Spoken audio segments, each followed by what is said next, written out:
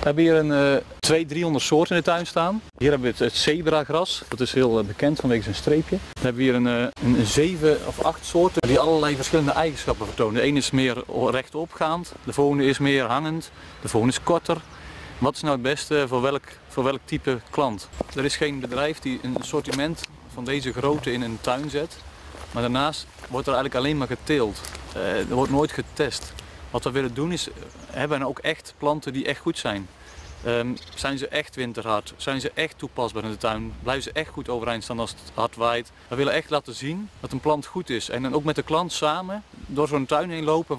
Wat gaan we nou doen volgend jaar? Welk sortiment moeten we hebben? Zijn er niet veel leukere soorten in de markt die diezelfde soort eigenschappen hebben? Dus wat dat betreft onderscheiden we ons echt van de anderen. Om gewoon een goed product, maar daarnaast ook een correcte assortiment voor de betreffende klant weg te zetten.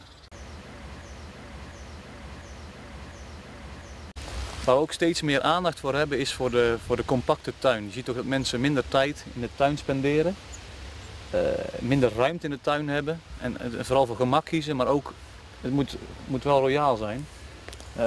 Dit is olifantengras, is normaal gesproken een heel royaal groeiende plant, zoals je ook daar kan zien hoe hoog die wordt, al 3 meter. Maar we zijn juist aan het zoeken naar soorten die compacter zijn. Dat mensen hem ook in de kleine tuin kunnen gebruiken en toch het volume in de tuin hebben. Dit zijn echt soorten als dus bijvoorbeeld Miscanthus Red Chief. Hiernaast hebben we Adagio staan. Mooie planten, wel een mooie formaat. Goed te gebruiken. Mooie kleurstelling ook.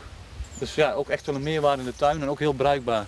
Hierbij ook nog een hele leuke soort, een nieuwe Miscanthus. Die hebben we door een breeding van een 10-tal jaar uitgeselecteerd. Welke we het komend jaar gaan beschermen.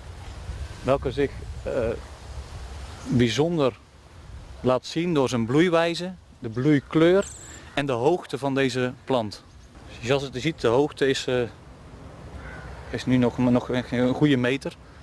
Zelfs de eerste jaar op de pot is die nog lager als deze hoogte.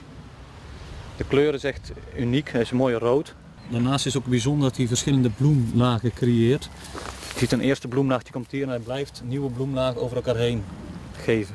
Hier hebben we de Schampsia, een erg sierlijke plant. Nu is hij een beetje in zijn herfsttooi, echt de prairiestand. In het voorjaar is hij echt heel fris groen met een mooie wijvende pluimen. Zoals gezegd, specialiseren we ons vooral in winterharde planten.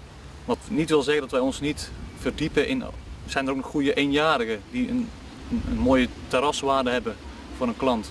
Hier zie je bijvoorbeeld de Pennisetum rubrum.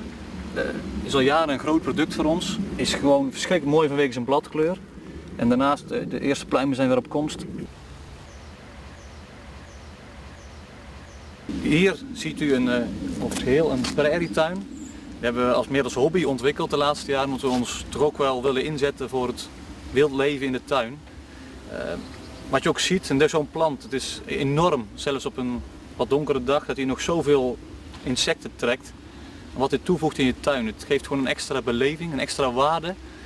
Die als je door je tuin heen loopt, al de kleurenmassa die je hier ook ziet, maar daarnaast ook het leven van een bijtje, maar ook een vlindertje die soms langs komt vliegen en die dwarrelt in je plant. Vlinders, bijen, echt al een 10-tal soorten vlinders. Vorig jaar kwamen we de Atalanta tegen, de kleine vos, maar ook het koolwitje, ook de distelvlinder. Daarnaast zie je echt wilde bijen. Wespen, hommels, een heel rijk scala aan insecten.